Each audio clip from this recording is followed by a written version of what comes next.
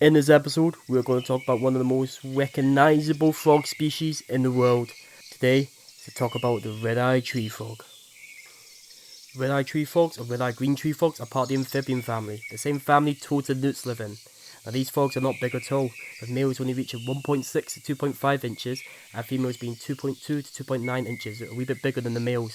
For lifespan, these guys don't live any longer than 5 years usually in the wild, and they're usually located around tropical lowlands in southern Mexico, Central America or in the northern South America.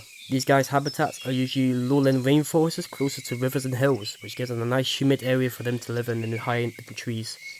Their diet usually consists of insects and worms, but they can even eat small other species of frogs sometimes.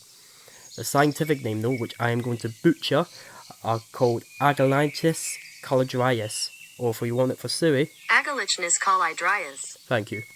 Now these rainforesty areas are usually found in Central America as discussed, in countries like Belize and Costa Rica. These are usually located in this part of the earth. Now these rainforest areas are perfect for the frogs to live in, especially because of what the colour pattern is like. Now in my opinion, these are one of the most beautiful animals I've ever seen, with a nice green body, red bulgy beautiful eyes, blue legs and yellow feet have the whole range of colour in them. These guys have one of the most unique and cleverest ways of camouflaging. Red-eyed tree frogs are nocturnal animals, so they only come out at night and sleep during the day. So during the day, to camouflage and stay away from predators that might want to eat them, they use their green body as an advantage. So when they go and find a nice leaf to curl on, they tuck all their feet in together and they make themselves look like a wee leaf to camouflage into any other trees and bushes so predators can't see them.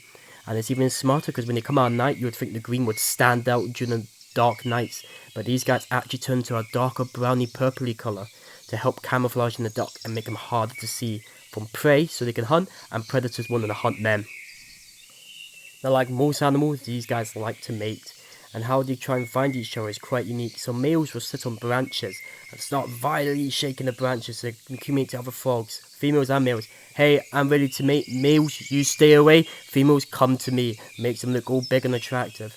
They also chirp using the weak holes they have to try and communicate exactly where each other are.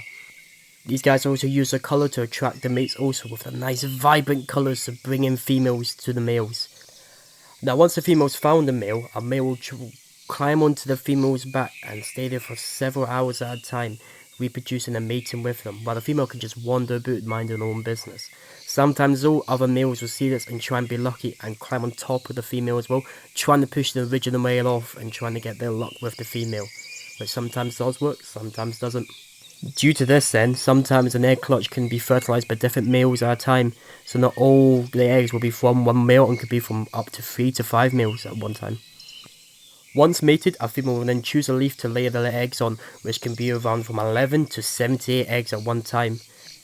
A smart move the females makes, which will be sometimes fold the leaf onto the eggs, which hides and protects them from any other predators that might want to eat them, but also helps them from getting too dried up and dehydrating the eggs, which is really smart. Now where the female lays the eggs is really smart because she will lay them on a leaf that's above a river, so in 6 to 7 days the eggs will hatch into tadpoles, and them tadpoles will fall from leaf into a river, and then they can start the cycle of becoming a frog. Now like I discussed their diet, red tree frogs have a range of different food they can eat. Anything they can pretty much get their hands onto, from crickets, grasshoppers, moths, and some fruit flies, and even they can be cannibalistic and eat smaller frogs of different species or their own species. Pretty much whatever they can find and eat is what they will try and survive on. Now one of the most bizarre and beautiful things about frogs is how they're able to climb on smooth surfaces with no grip whatsoever, and the way they do is actually amazing. So they have wee toe pads that are filled with their own filled with fluid in them, and these guys are able to grip onto these surfaces easily with like a suction cup kind of action here, and able to let go with ease and grab on beautifully. It's absolutely amazing.